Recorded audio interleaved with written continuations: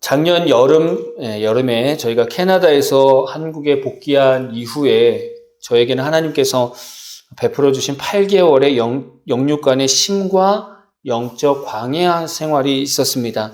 이 시간 동안 많은 생각, 많은 고민, 또 많은 발버둥이 있었던 것 같아요. 일단 기도하면 하나님께서 저를 향한 앞으로의 계획이 뭔가 있으신 것 같은데 당장은 무언가 해야 하는 감동이 없었던 것 같아요. 저는 그게 제일 힘들었던 것 같습니다. 한 가정의 가장인데 전혀 자녀들에게 본이 되지 않는 것 같고 너무나 무능력해 보였습니다. 이런 시간을 보내면서 저는 많은 것을 묵상하게 됐어요. 뭐냐면 목사가 뭘까? 진정한 목사가 뭘까? 과연 참다운 교회가 뭘까? 그리고 과연 참다운 예배가 뭘까라는 질문을 끊임없이 했습니다. 물론 이 세 가지 답을 완벽하게 클리어하게 제 자신이 내린 것은 아니지만 이렇게 좀 생각할 수 있는 시간을 갖게 됐습니다. 아무래도 제가 가장이다 보니까 경제적인 부분에서도 자유할 수가 없었죠. 그래서 이 일을 해야 되는 압박감이 있었습니다. 그래서 경제적인 어떤 부분을 유지하기 위해서 기도했어요. 하나님, 알바를 할까요 말까요 기도했습니다. 그럴 때 하나님께서 그렇게 말씀하셨어요.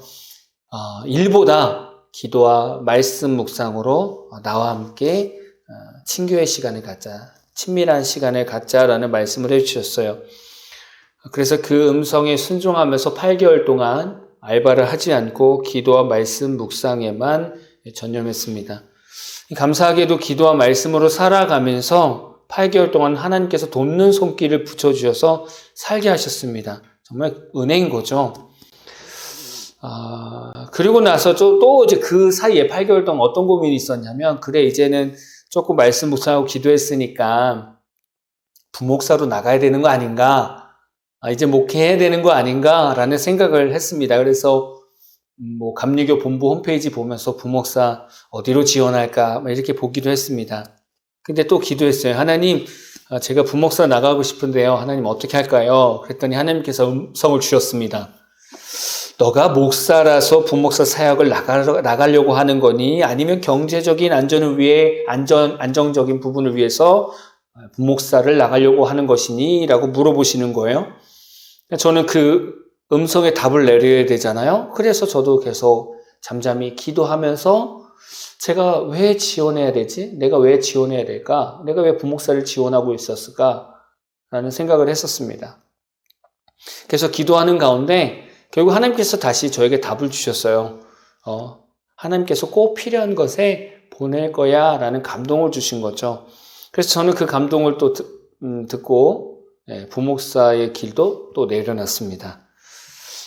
그리고 또 이 8개월의 시간 동안에 기도하는 가운데 하나님께서 말씀 묵상을 유튜브로 남기라는 감동을 주셨어요. 처음에 많이 고민이 됐습니다. 왜냐하면 지금 유튜브에 얼마나 훌륭한 목사님들 말씀이 많습니까? 근데 굳이 저까지 말씀을 나눠야 될까? 그렇게 했다가 점점 이것이 확실히 남겨야 된다는 감동이 있었는데, 그러고 나서 시간이 지났습니다. 1월 달이 됐는데 아니야, 좀 있어 봐야 될 거야. 그러다 보니까 어느 순간 이제 감동이 아니라 제 마음에 이제는 게을러지고 하나님 사명에 제가 반응하지 못하는 그런 제 모습을 보면서 이제 말씀 묵상을 시작했습니다. 그리고 나서 2주 후에 하나님께서 이런 음성을 저한테 주셨어요. 곧 연락할 거야. 내가 준비한 곳이니 기쁜 마음으로 가거라. 이런 음성을 주셨어요. 저는 엄청 기대했습니다. 기대 반, 또 의심 반. 진짜 오긴 올까? 연락이 오긴 올까? 8개월 동안 연락이 안 왔는데 이렇게 기대하고 있었습니다. 이 음성이 있고 나서 며칠 후에 제 신대원 동기한테 전화가 왔습니다. 제주도의 한 교회에 담임자가 공석인데 혹시 형님 올 수 있어요? 이렇게 얘기하는 겁니다. 근데 그 친구가 뒤에 하는 말이 더 기가 막혔습니다. 형님, 근데요, 이 교회는 성도도 없고 사택도 없고 교회 차량도 없어요. 그냥 교회만 비어 있어요. 이렇게 얘기를 해줬습니다. 저는 정말 막막하고 정말 답이 없는 그런 얘기를 들었습니다. 마음이 되게 무거웠어요. 이거 어떻게 해야 되지? 내가 그동안 거의 20년 동안 훈련의 끝이 여기인가? 내가 여기 가야 되는 것인가? 이런 고민을 엄청나게 했습니다. 그리고 나서 그 연락을 받고 나서 그 다음날이 주일이었는데 주일 새벽에 일어나서 기도했어요. 하나님, 어제 연락이 오긴 왔는데 그 연락 장소가 성도도 없고 사택도 없고 교회 차량도 없대요. 하나님의 예배하신 곳이 맞나요? 내심 마음에는 솔직히 아니다, 기다려라 이런 음성이 들리기를 바랬는데 그렇게 기도하자마자 하나님께서 기다렸다는 듯이 저한테 딱 음성을 주시는 게 이거였어요. 놀라지 말라, 두려워 말라, 무엇을 입을까 무엇을 먹을까 걱정하지 말라, 먼저 그의 나라와 그의 의를 구하라 라고 말씀하셨어요. 저는 이 음성을 듣고 나서 할 말이 없었습니다. 그래서 바로 가겠다고 순종을 했죠. 그리고 나서 지난주에 이 교회를 왔습니다. 이 함께하는 교회에 와서 보니까 정리할 것이 너무 많은 거예요. 뭐 어디서부터 손을 대야 될지 모르죠. 왜냐하면 2달 정도 예배를 드리지 않은 공간입니다. 청소할 것도 많고 정리할 것도 많고 계속 해야 되는 상황입니다. 그런 가운데 오늘 첫 예배를 부임 예배를 드리고 있는 거예요. 지금 이렇게 하나님께 예배를 드리고 있는 겁니다. 저는 이번 한 주 교회를 정리하면서 제 마음이 되게 정신이 없었어요. 교회가 정리가 안 돼서 그런지 제 마음이 정리가 안 됐어요. 머리도 막 복잡한 거예요. 빨리 정리하고 싶다. 뭐부터 해야 될까? 이 생각이 가득했던 겁니다. 근데 주일은 다가오잖아요. 근데 주일은 첫 주일은 거의 집사람하고 둘이 드릴 것 같은 이런 불안감이 있기 때문에 그래서 그냥 간단하게 말씀 묵상하고 나누고 예배를 끝내야 되겠다라는 마음이 들었는데 그러면서 예배를 계속 준비하면서 청소를 했습니다. 그러다가 오늘 말씀이 갑자기 생각났어요. 오늘 말씀을 묵상하게 했습니다. 오늘 말씀을 통해서 내가 앞으로 어떻게 살아가야 될 것인가, 어떻게 예배자로 세워질 것인가를 하나님께서 묵상하게 만드셨어요. 그래서 오늘 말씀을 좀 봐야 됩니다. 오늘은 아브라함이 2번의 제사를 드리는 말씀입니다. 거기서 첫 제사에 대한 상황을 말씀하고 있는데 묵상했는데요. 아브라함의 상황을 좀 봐야 됩니다. 오늘 말씀을 보기 전에 아브라함의 상황을 좀 볼까요? 아브라함은 창세기 12장 1절에서 하나님의 소명을 받습니다. 하나님의 소명을 받는데 어떤 소명이냐면 너는 고향과 친척과 아버지의 집을 떠나서 하나님께서 보여주는 땅으로 가라는 겁니다. 이게 얼마나 막막한 얘기입니까? 그리고 이게 얼마나 답답한 상황입니까? 왜냐하면 의지할 수 있는 상황들을 하나님께서 다 끊으신 거예요. 고향도 친척도 아버지도 도움받을 만한 곳을 다 끊으신 거죠. 예를 들면 제가 친척들 가족들 있는 데서 개척하는 겁니다. 그러면 너무 좋잖아요. 근데 그런 상황이 아니라 가족들이 올 수 없는 손길이 닿지 않는 그런 곳에 개척해 라고 얘기하는 거 똑같습니다. 아무것도 모르고 우상이 가득한 가나안 땅으로 가는 아브라함의 마음, 그 발걸음이 어땠을까요? 가나안 땅으로 가면서 여행하는 기분이었을까요? 아니면 놀이동산 가는 그런 설레는 마음이 있었을까요? 그렇지 않았다는 거죠. 저도 예전에 이 제주도 여행을 올 때는요, 마음이 아주 좋았습니다. 근데 사역으로 제주도를 넘어오니까 마음이 달라요. 마음이 무거웠습니다. 되게 무거웠어요. 부담감도 엄청 컸습니다. 아브라함도 그랬을 거예요. 아브라함도 가나안 땅에 들어가는 그 발걸음이 참 무거웠을 겁니다. 근데 단순히 가나안 땅, 보여줄 땅, 막막한 땅이기 때문에 부담을 느끼는 것도 있겠지만 아브라함의 상황도 그랬습니다. 일단은 이 아브라함은요, 자녀가 없었어요. 사라하고 이 사이에서 아이가 없었습니다. 자녀가 없다 보니까 늘 마음이 힘들죠. 아들이 있어야 계속 대를 이어가는데 자녀가 아예 없었어요. 두 번째 힘든 마음은 뭐였냐면 갈대아 우르에서 형제 하란이 죽었습니다. 아버지보다 먼저 죽었죠. 그러니까 형제의 죽음이 있어요. 죽음에 대한 아픔이 마음에 있습니다. 또 그 하란의 아들 조카 롯을 데리고 부양을 해야 됩니다. 데리고 다녀야 돼요. 그런 부담감도 있는 겁니다. 그런 상황에서 하나님께서 부르셔서 하나님께서 지시하시는 곳으로 가래요. 이게 얼마나 막막한 상황입니까?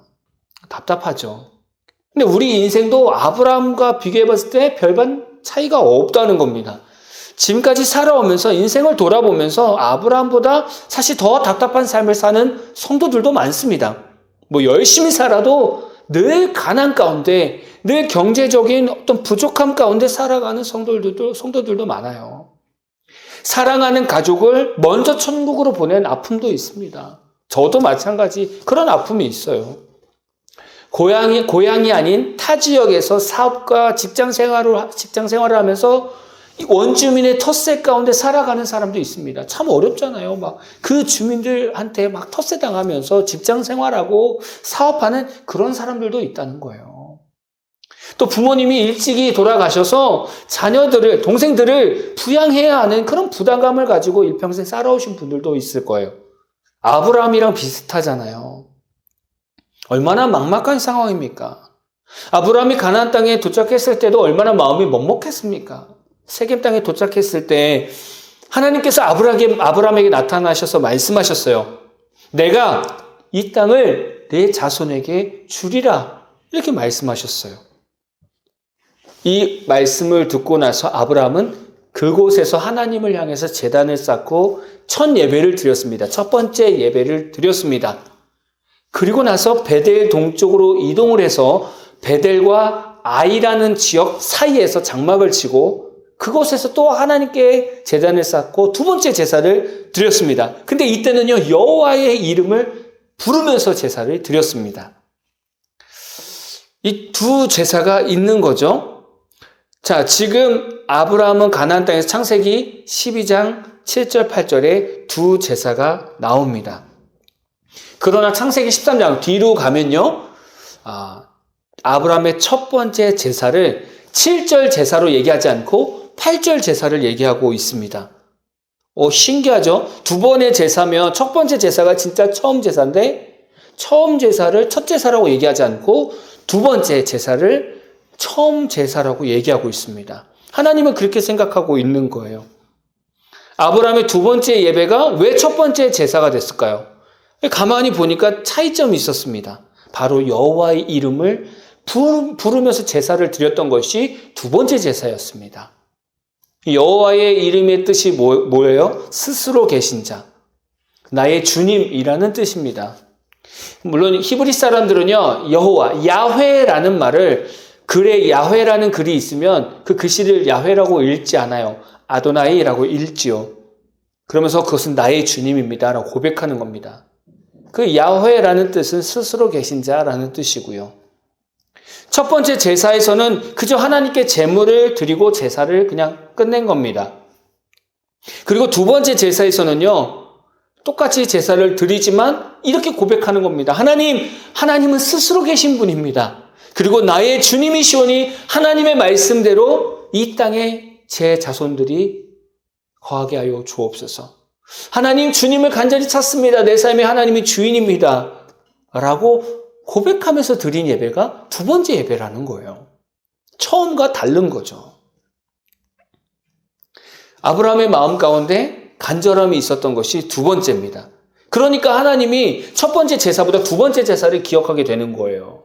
그래서 아브라함은요, 그 13장에서 애굽으로 내려갑니다. 거기서 거짓말을 하죠. 자기 아내를 누이라고 얘기하면서. 그래서 어려움이 있지 않았습니까? 그러고 나서 다시 돌아와서 다시 예배드리고 회복한 곳이 바로 이 두 번째 예배 장소, 여호와의 이름을 불렀던 그 예배 장소에서 회복이 됐습니다. 그만큼 첫 번째 예배로 인정받는 그 예배의 모습이 우리 삶 가운데 너무 중요하다는 거예요. 마음이 힘들고 답이 없는 인생을 살아갈 때 우리에게 필요한 예배는 아브라함같이 하나님을 간절히 부르는 그런 예배가 되어야 됩니다. 이 고백이 왜 중요할까요? 이 고백이 보통 우리가 드리는 예배는 아브라함이 드렸던 첫 번째 제사의 모습과 같습니다. 그냥 제사만 드려요. 그냥 예배만 드립니다. 그러나 참된 예배는 달라야 합니다. 예배는요, 내가 주인이 되는 시간이 아니에요. 내가 주인이 되는 게 아닙니다. 이 예배 가운데 저거 마음에 들고 저거 마음에 들지 않고 내가 주인이 되는 시간이 아니에요. 예배라는 것은 하나님께서 임재하는 시간입니다. 예배라는 것은 목회자의 어떤 정치적 성향과 자기 취미를 나누는 시간이 아닙니다. 예배라는 것은 성도들이 듣고 싶은 설교만 듣는 것이 아닙니다. 예배라는 것은 스스로 계시고 나의 주인이 되시는 하나님을 만나기 위해서 간절히 찾는 시간이 예배고요. 하나님께서 임재하시는 시간이 예배입니다. 그러나 우리는 지금 아브라함처럼 하나님의 이름을 간절히 부르면서 드리는 이런 예배가 점점 없어지고 있다는 거예요. 사라지고 있다는 거예요. 이제는 자꾸 형식적인 예배로 전락하게 된다는 겁니다. 내 삶에 하나님이 주인이 되는 것 얼마나 부담스럽습니까? 모든 걸 다 관여한다는 거예요. 모든 걸 결정을 하나님이 하셔야 된다는 거예요. 이게 얼마나 부담스럽습니까? 그렇다면 아브라함같이 신앙의 중심이 되는 첫 예배, 간절함이 묻어나오는 이 첫 예배를 어떻게 우리의 매 예배 때마다 그런 마음으로 드릴 수 있을까요? 저는 이걸 가지고 이제 청소하면서 묵상하게 된 거예요. 맞아. 예배 드릴 때, 제사를 드릴 때 하나님 이렇게 부르면서 예배를 드렸어. 근데 그게 다일까? 그게 다일까? 근데 앞에 상황을 다시 한번 묵상하게 됐어요. 뭐냐면 제단을 쌓는 것부터 시작입니다. 제단을 쌓는 것. 한 주 동안 제단을 쌓아야 한다는 거죠. 이 당시에 제단은 다듬지 않은 돌을 주워서 돌단, 이게 제단을 쌓게 됩니다. 하나하나 올려서 제단을 쌓는 거죠. 저는 이게 보인 거예요. 아브라함이 하나님께 제사를 드려야지 라고 했을 때 주변의 돌들을 가지고 내가 예배 드릴 위치, 거기다가 계속 가지고 오는 거예요. 그러니까 이미 돌을 옮기면서 그의 마음은 하나님께 향해 있는 거죠. 이미 돌 하나하나를 옮길 때마다 거기에 하나님의 마음이 있는 거예요. 하나님을 향한 마음이 있는 겁니다.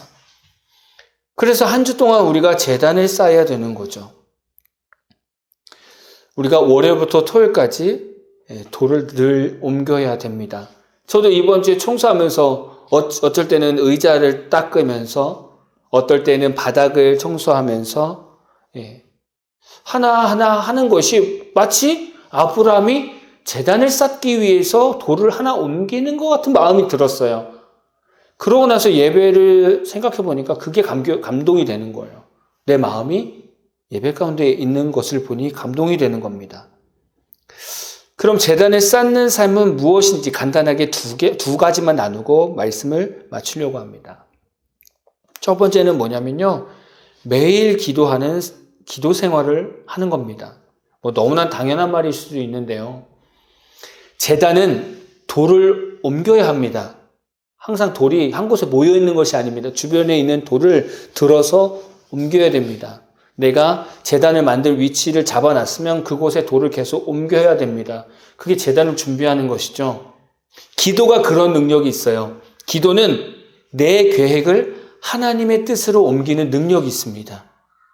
기도는 문제를 응답으로 옮기는 능력이 있습니다. 기도는 답답하고 슬픈 환경에서 기대감과 기쁨의 삶으로 옮기는 능력이 있습니다.